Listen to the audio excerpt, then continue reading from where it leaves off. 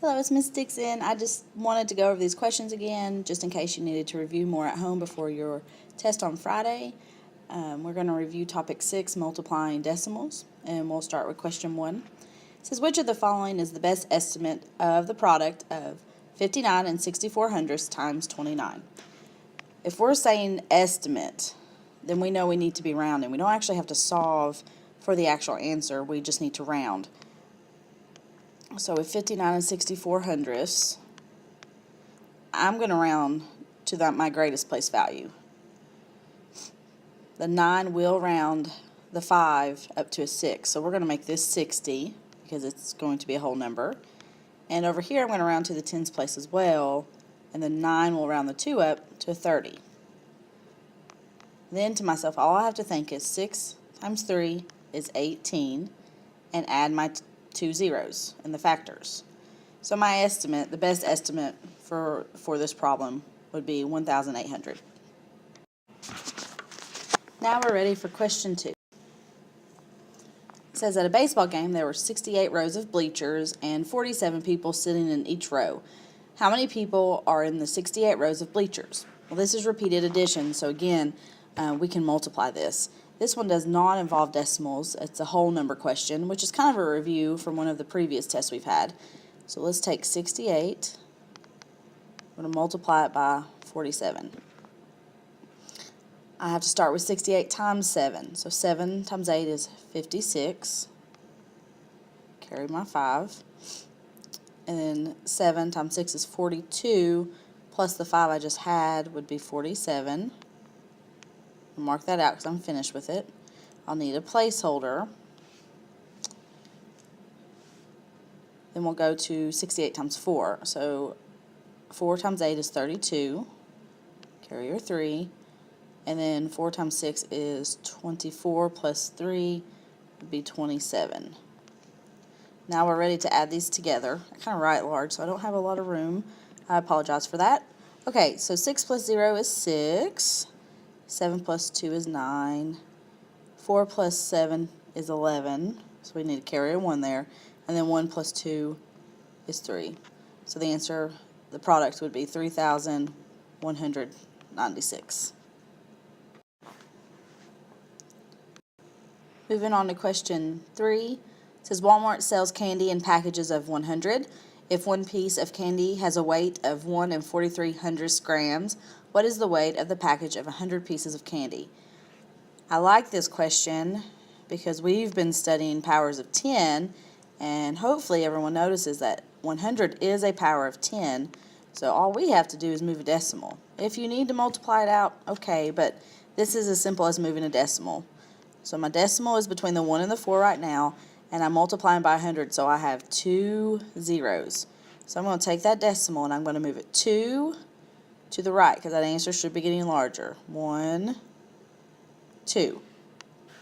So my answer for this question would be 143 grams. That is what the weight of 100 pieces of candy would weigh.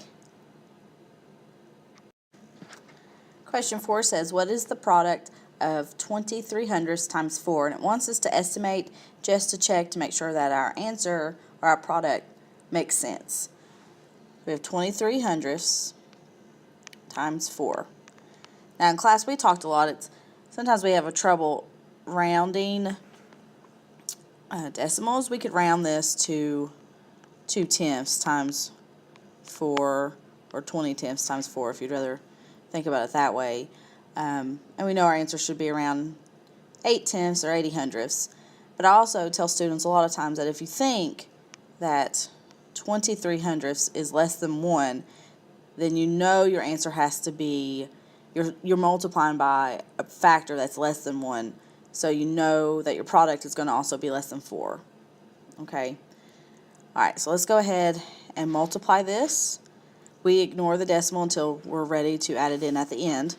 So 4 times 3 is 12, carry a 1, and then 4 times 2 is 8, plus the 1 is 9. Now, 92 is nowhere near what we said our answer would be. We said our answer has to be less than 4, and it's actually going to be around 8 tenths or 80 hundredths, however you look at it.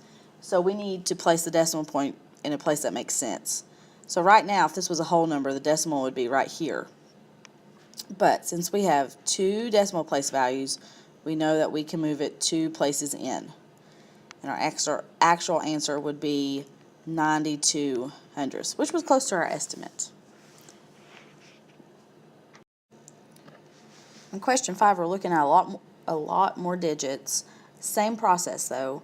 It says, what's the product of 617 and 8/10 times 4 and 9/10? It says estimate to check, the reasonableness of your answer. So so we have 617 and 8/10 times 4 and 9/10. Okay, if I was to estimate this, these are both whole numbers, so it's easy to round.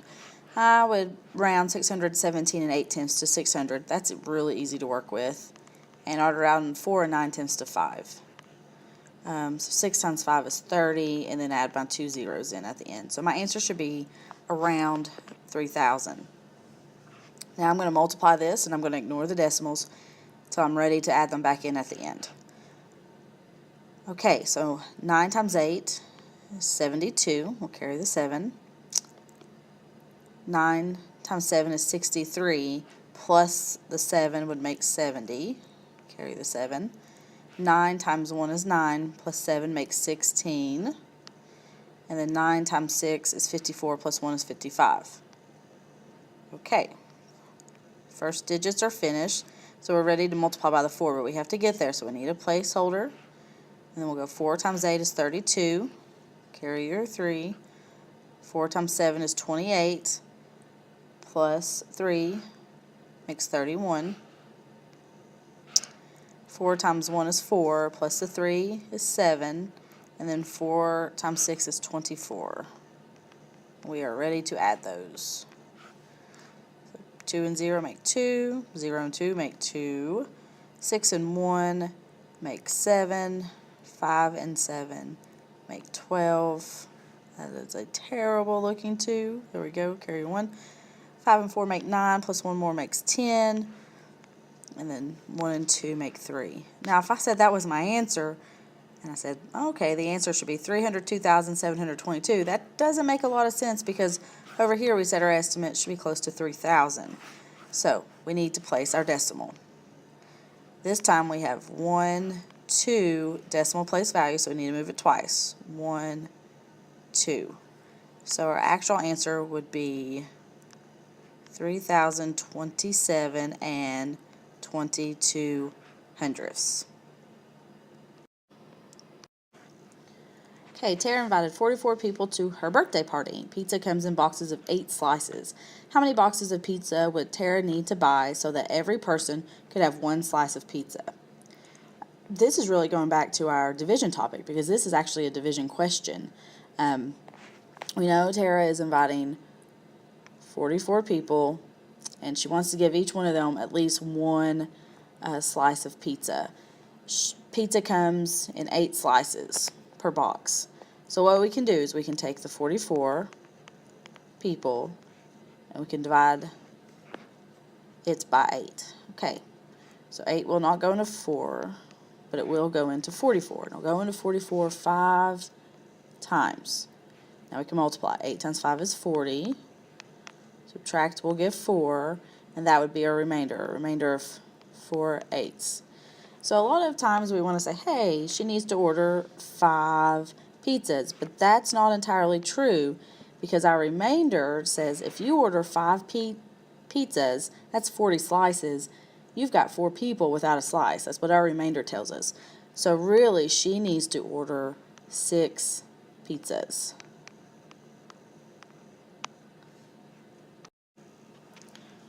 Jaden and her sister eat lunch at a restaurant. To determine how much money to leave as a tip, she multiplies the bill by 15 hundredths. If her total bill was $34, how much would the tip be? So we need to multiply on this question. So we have 34. We need to multiply it by the 15%. It's actually percent, but it doesn't say that. But that's how much of her tip of her bill she wants to leave as a tip. So we could estimate this one. We could round 34 to 30 and 15 hundredths to either 20 hundredths, or we could leave it at 15. I'm going to go ahead and multiply this one. We know that our answer, since we're multiplying by something that's less than 1, we know that our product is going to be less than 34. So we need to be careful when we place our decimal to make sure that it makes sense. Okay, so let's go ahead and multiply. 5 times 4 is 20. 5 times 3 is 15 plus the 2 is 17. We're finished with that one. Now we need a placeholder. I love when we can multiply by 1 because 1 times 4 is 4 and 1 times 3 is 3. And we can add those. That's 0, 7 plus 4 make 11. Carry your 1. 1 and 1 make 2, and 2 plus 3 is 5. Now, if she said she's going to leave a tip of $510, then I would like to be that waitress. But unfortunately, she's not placed her decimal yet. She has 2 decimal place values, so we got to come from the back of the number and place our decimal there. So our answer would be $5.10. Our next question is another word problem. It says the cost of horse feed is $2.41 per pound. How much does 5 6/10 pounds of horse feed cost? Again, this is repeated addition, so we are multiplying. We need to take $2.41 and multiply by our bag of horse feed, that is 5 6/10 pounds. You could estimate this one. You could round this to $2 and 5 6/10 to 6 pounds. And we know our answer should be around 12. Okay, let's go ahead and multiply. So 6 times 1 is 6. 6 times 4 is 24. We'll carry the 2. And then 6 times 2 is 12 plus the 2 is 14. Okay, we're done with that place. To get to the 5, we need our placeholder. And then 5 times 1 is 5. 5 times 4 is 20. Carry your 2. And then 5 times 2 is 10. Plus 2 more is 12. We can add that together. 6 and 0 make 6. 4 and 5 make 9. 4 and 0 make 4. 1 and 2 make 3. And then bring our 1 down. So how much does horse feed cost? Well, I sure hope it doesn't cost $13,496. We have to place our decimal. So we have to come from the back. But this time we have 1, 2, 3 decimal place values. So we have to move 3 places. 1, 2, 3. So our answer would be $13. Oh, but you'll say, Miss Dixon, that doesn't make sense because when we're talking about money, we only go to the pennies, which is the hundredths place. So what we could do is we could take this problem and we could round to the nearest penny. The 6 will round the 9 to a 10, so really horse feed would cost $13.50. Okay, question 9 says, find the area of a rectangle measuring 8/10 of an inch in length and 4/10 of an inch in width. And it gives us the formula. It says, remember, area equals length times width. On your test tomorrow, you will not have the formula, but we've been practicing that in class, so I don't think that will be an issue. So area equals length times width. And in this case, we have 8/10 times 4/10. And if it was me, I would go ahead and write it like this because we have decimal points that we're going to have to place. And if we're not careful, we're going to get this answer incorrect because we're not paying attention to our decimal. We know that 8 times 4 is 32. And that will show up as an answer choice. But we have to place our decimal. We have 2 decimal place values, so we've got to come in twice. So our answer is actually 32 hundredths. Be careful when you're placing a decimal point. Even though this is a mental math question, it might be best to go ahead and write it out so you can place your decimal point. Our last question on the review says, what is the product of 16 3/10 times 5/10? And again, it wants us to estimate to make sure our answer makes sense. Well, on this one, if I were to estimate, I would round that to 16.